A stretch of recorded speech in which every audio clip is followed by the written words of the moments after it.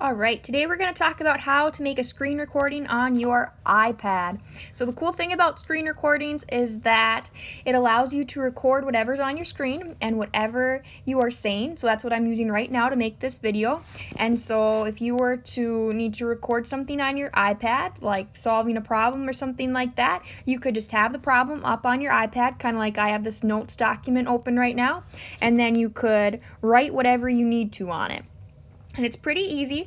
You just pull down the menu from your upper left-hand corner, and then there's this circle button right here. Mine's blinking right now because I'm currently screen recording. If I hold that button, I'll have some options that pop up. So right now I'm recording in photos. The most important thing when you're doing this is to make sure your microphone is on. See if it's red, my microphone is on. Make sure that it works, and before you record, I always like to test it, because if you make your whole video and then you find out that nothing was recording, that none of your volume was recording, you're very, very sad after that. So it's pretty simple. Like I said, you just pull down that menu, you would press that button, at which time do you see on my main screen how up in the upper right hand corner there's that kind of red rectangle? That's what lets me know that I'm recording right now. And again, for the volume, after you pull that menu down, you just hold, right? Put your finger and hold on your target looking button or your screen recording button, and those options for the microphone and volume will pop on and off.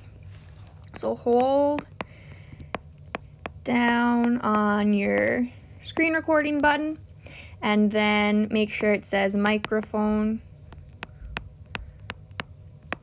on, and again it should be red when it's on.